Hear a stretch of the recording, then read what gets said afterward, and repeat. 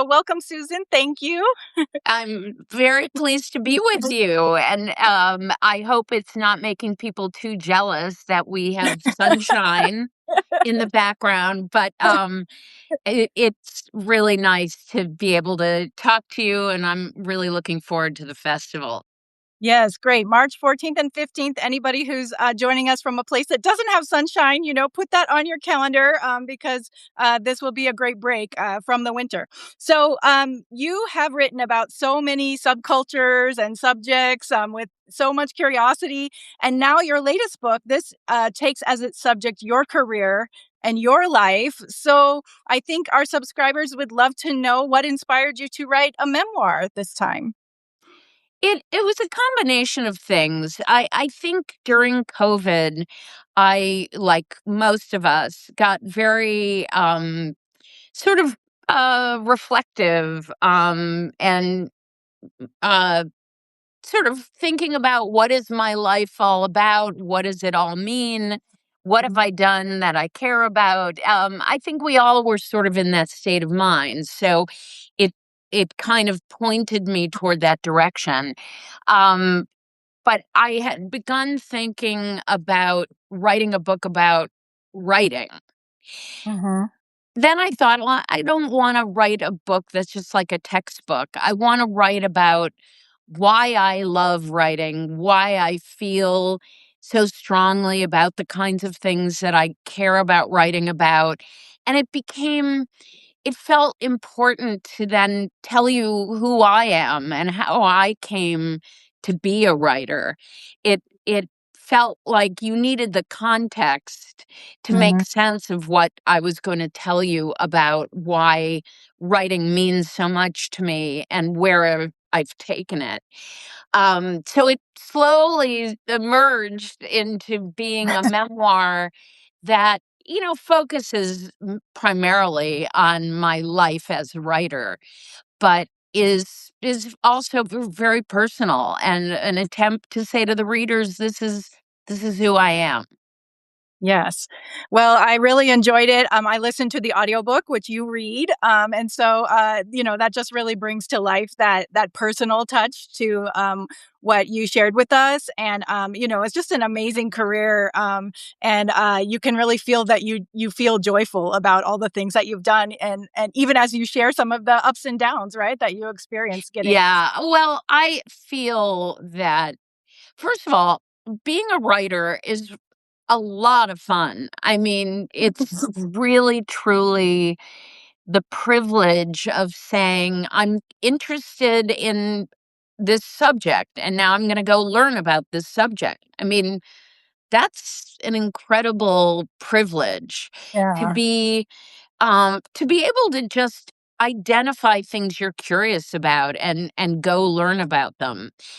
So there, and of course, love the process of writing and trying to communicate to readers what I've learned about the world. It's a privilege. It really is a privilege. And I know some people absolutely hate writing, find it like pulling teeth, and they probably are sitting there thinking, "Are you crazy? It's like torture. I can't even write an email."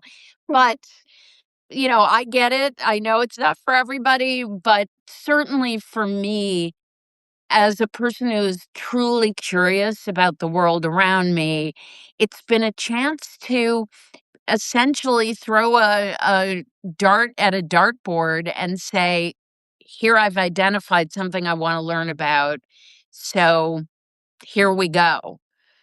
And Yeah. yeah, Well, it's not an easy profession. I made every attempt in Joyride to say to people, there are ups and downs. It's tough. Um, mm, it was tough even before the current era in which we all know that uh, journalism is become a shrinking industry. yes. Well, you've given those folks who you described, who for whom writing is more difficult, a huge gift because we get to go along with you, and follow your curiosity, and you deliver to us all those, neat tidbits and learning, and we get to enjoy it alongside you. So, okay, your publicity team sent us a photo of you, and you're standing in these beautiful green hills with you're surrounded by mini donkeys, maybe feeding them, and you're wearing this designer dress. So tell me everything about this photo. Yes. Well, it is probably my favorite picture for a lot of reasons.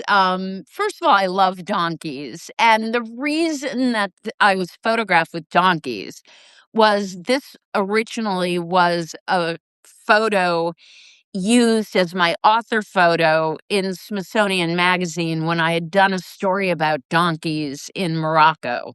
So it wasn't just like a random thing that there were donkeys. It was, they said, let's do your author photo, but we should have some donkeys in there. And I liked setting up this crazy contrast of being, I was on a farm. I was actually on a friend's farm. Mhm. Sadly, I do not have a donkey of my own, but my friend had 2 donkeys. One of the donkeys in the picture actually was pregnant, so technically 3 donkeys. Um, and I thought rather than having on farm clothes, I like I love the combination of high and low, of the tension between the, rustic and the elegant. I find that that's where things get interesting. Mhm. So I thought if I'm gonna do this portrait with donkeys on a farm, I'm gonna do it wearing, like, my best Jean Paul Gaultier dress.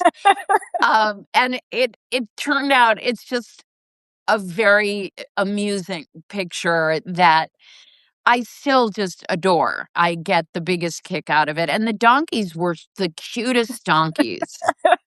And, They were. part of why it's such a relevant picture for me is that anybody who follows my writing knows that I love animals. Mhm. And I happen to particularly love donkeys. No reason except they're adorable. And, and I've written a lot about animals, so it was, the kind of portrait that I enjoy the most because it gives you a lot of information in a very simple picture. It really does, and I think it does encapsulate what you described. I mean, so much of your writing, it's about ordinary people, but you elevate, their passions and their life experience, to this New Yorker level, right, of literary interest. So it's very cool. And you were last at the festival for your collection on animals, right? So you have Yes. written a lot about animals, and that was the last time you were with us at the Tucson Festival of Books. Right, and, that was, that book is very precious to me. I had decided to collect all of these magazine pieces that I've done and compile them into a book. And it really, I had to leave some out. I had so many. So, but that meant that the timing of the publication worked perfectly with the festival, and I had a absolutely wonderful time. I mean, you guys really put together a wonderful festival, huge audience. People were so engaged and enthusiastic. It was a real pleasure to be there. It's Thank you. really Well, one of the best festivals I've attended, and I've gone to many of them, and I love them all, but I have to say Tucson was a really special festival.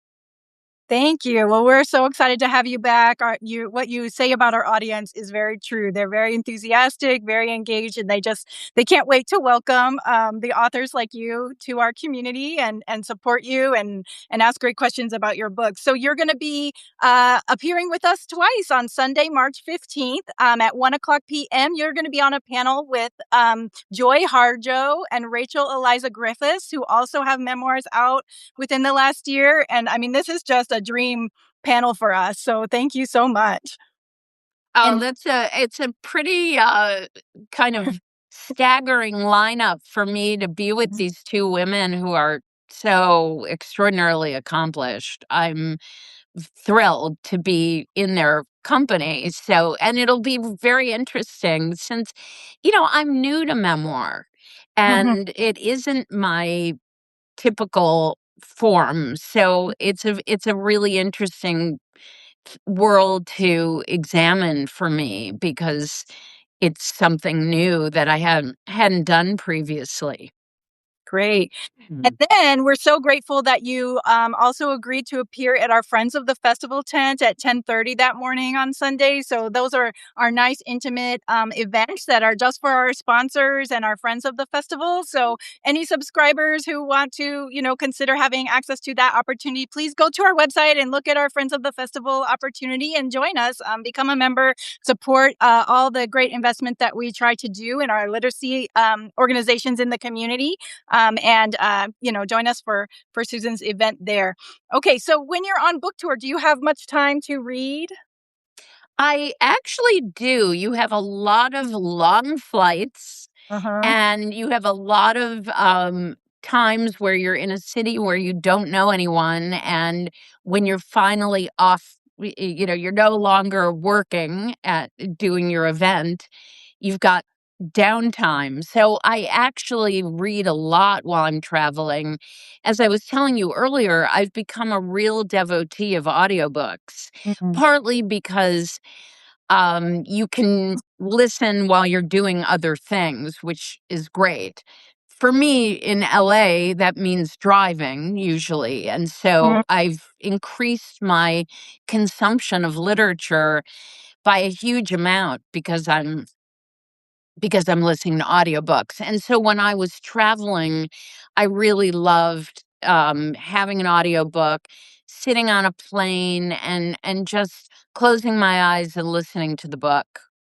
Okay. Well, I have a suggestion for you if you haven't listened to it yet. I just started it by another festival author that we're going to have. His name is David Litt. And the reason why I'm suggesting this book to you, his book is called It's Only Drowning, but he was one of Obama's speech writers. And I learned from Joyride that you were a speech coach at the Democratic National Convention.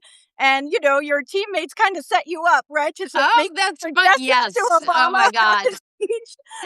But his memoir is also about learning to surf as an adult, and I know that you also wrote about the surfer women in Hawaii, right, and their Yeah. aspirations for professional surfing. So I just thought of you when I was exploring this book. So if you have Perfect. time, That sounds right it's up my also alley. I mean, a surfing Obama speech coach. I love it.